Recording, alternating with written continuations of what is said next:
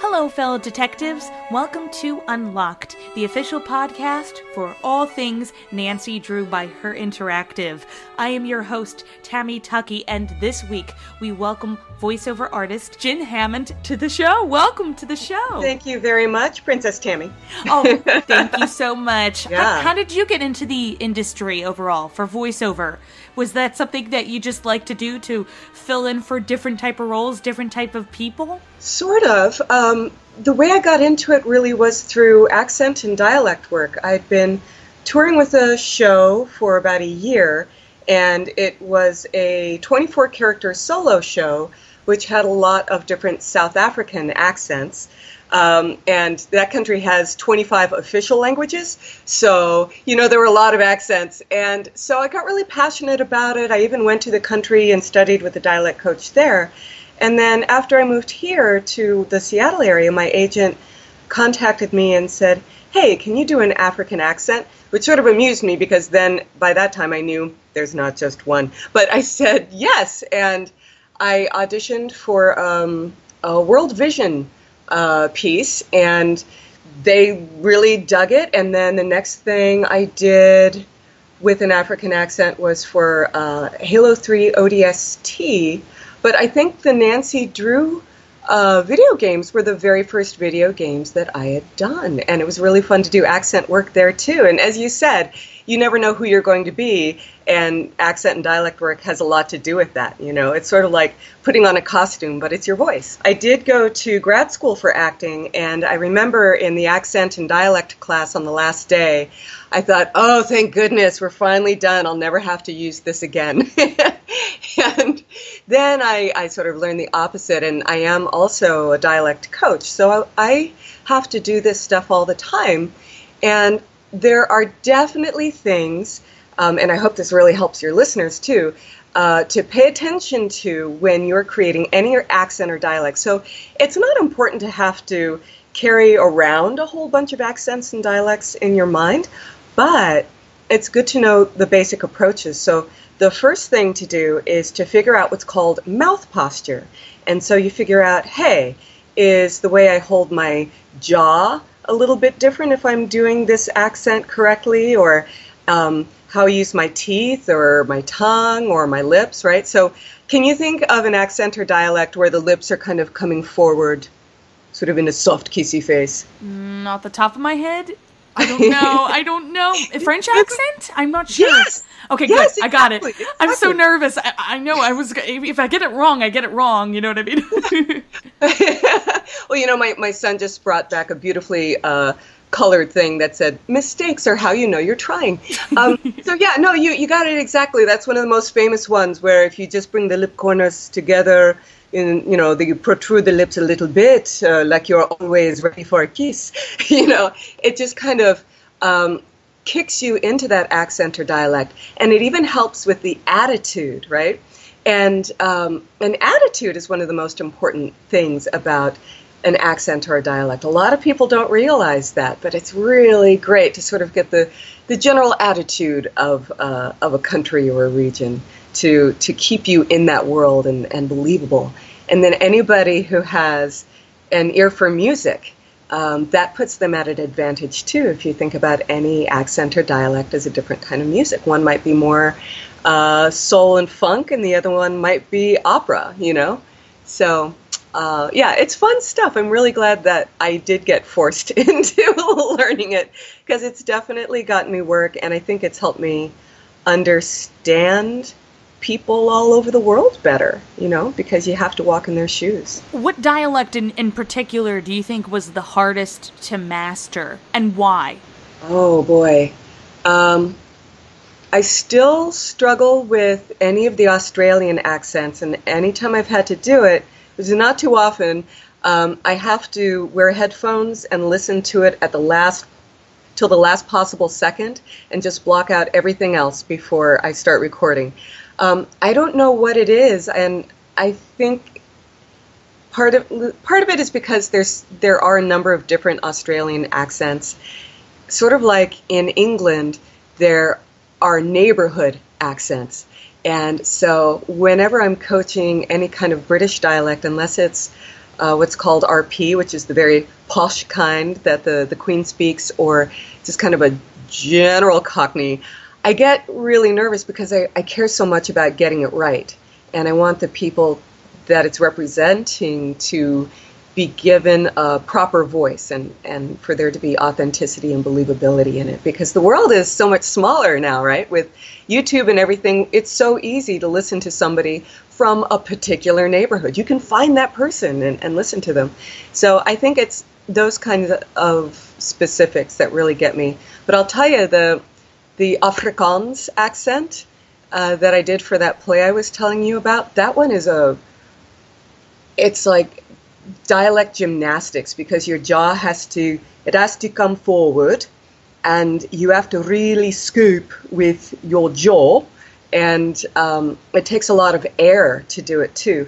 And so another trick that people can use is you come up with a sentence that kicks you into the dialect. So the one that I would use, which was a line from the play, had a lot of R's in it, because those R's are just, they're beasts. So it was, it's basically, we believe him to be a freedom fighter who slipped across the border at nighttime.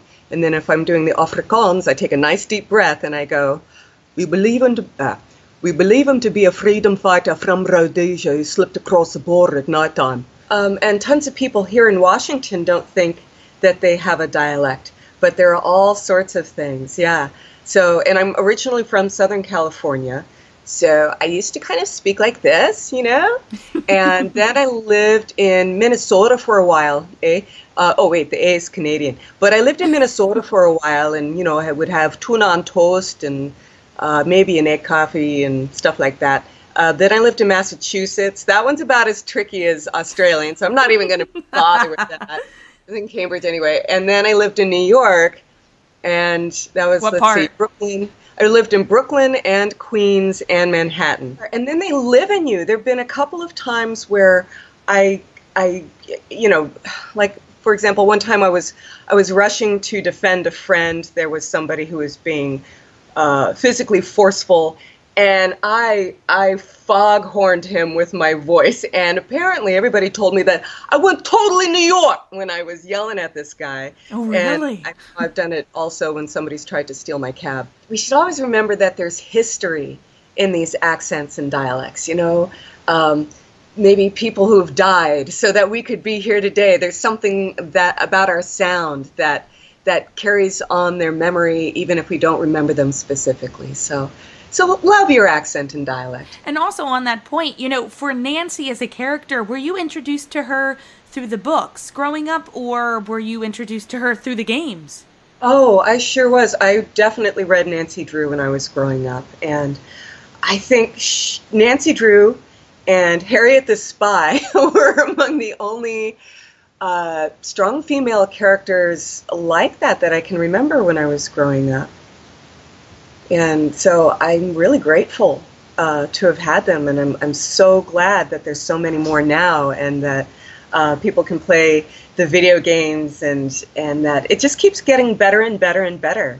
You know, it's sort of like with the dialects, right? These generations, these iterations of Nancy Drew continue, and it's just fantastic. So you heard about the auditions for Nancy Drew. So what in particular, I think the first game you worked on was the Phantom of Venice as Marguerite in 2008, so 10 years ago. But can you recall that audition process? Because there's other females in that game particularly, so what did they ask you to, you know, present to them?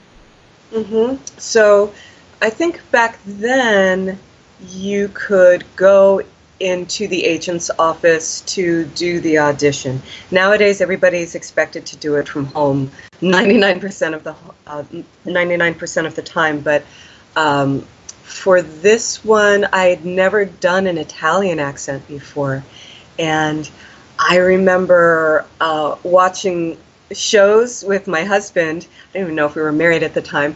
That featured people with Italian accents. They were mostly travel shows, things like that. And listening to tapes and just spending hours and hours preparing for it, and then making sure that I marked up my script, and then finally auditioning. And I guess all that work paid off, and I still had to mark up just about every word in my script, though, for the actual gig, because I didn't want to all of a sudden fall flat and not know what I was supposed to sound like for any line, you know?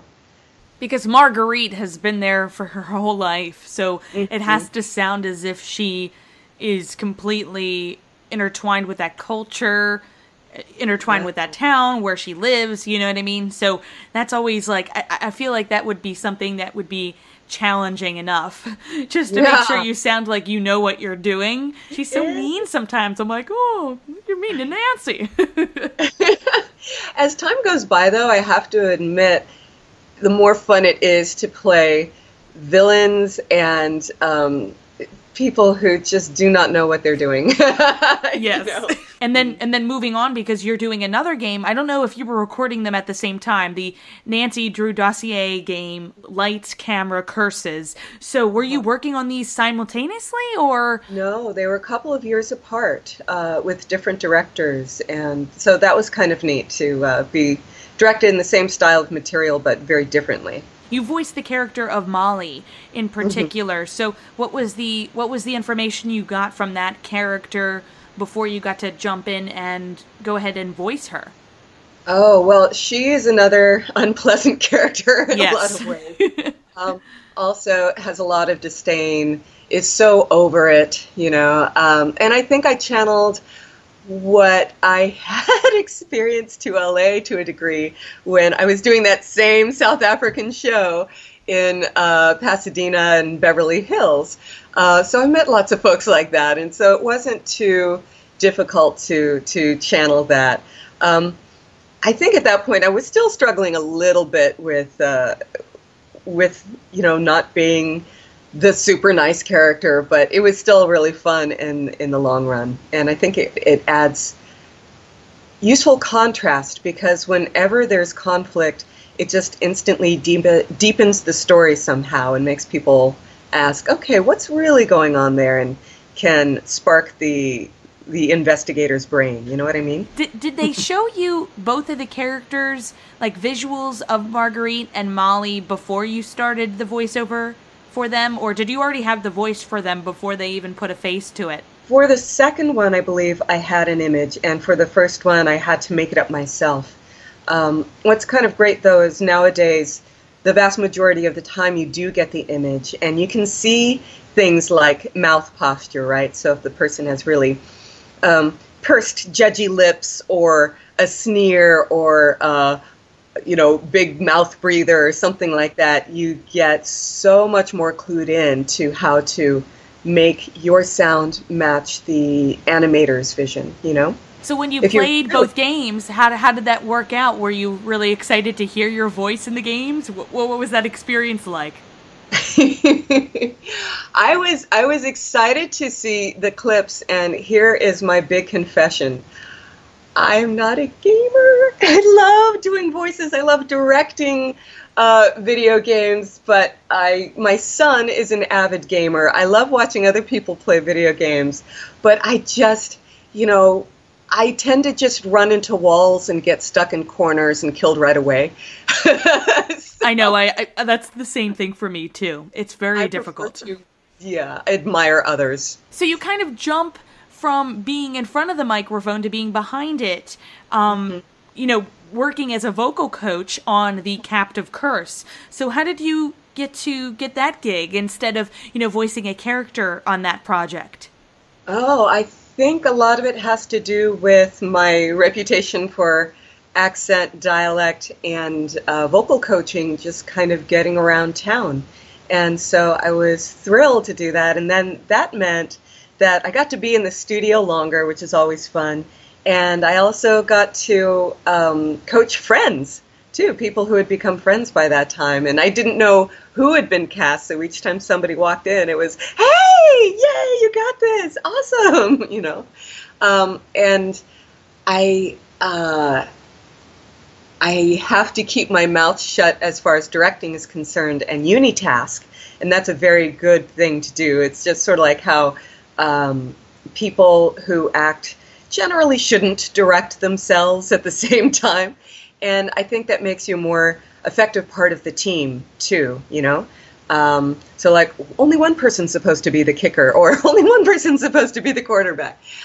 So it was just really a joy. And when you get to work with smart actors who are also bringing some ideas to the table, but also really know how to listen, it just becomes a blast. It just feels like you want to do this kind of work always, every day, because it doesn't get old. It's just fun. And that specific game is more of a German dialect because they're placed in Germany, obviously. So Yeah. what were your pointers for everyone who had to have that German accent? Yeah.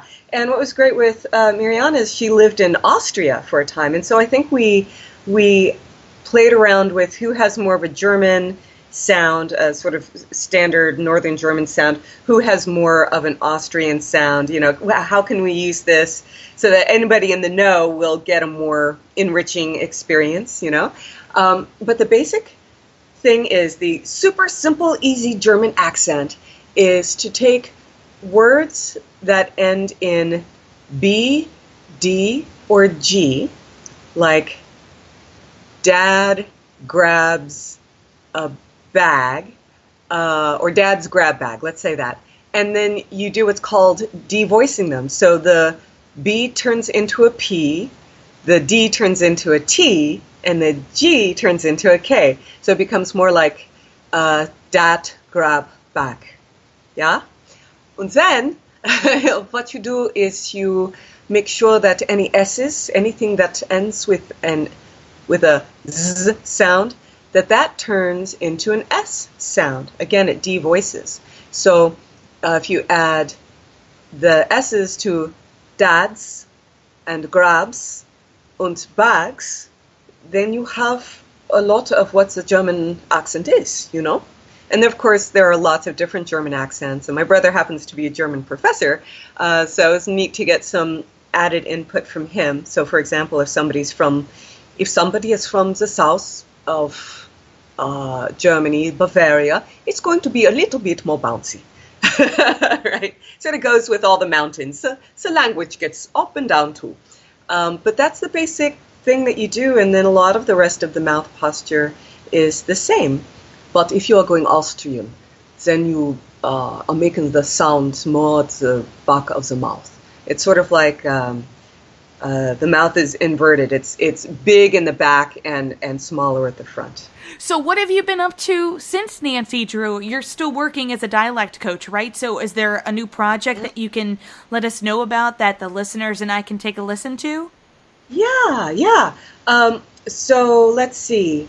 The two latest games that I've worked on, one is pretty gory, and I'm not even watching it. But it's called State of Decay, Undead Labs, State of Decay 2. So in State of Decay 1, I was Major Alicia Hawks and got to do a drill instructor kind of a voice. And in the second one, I play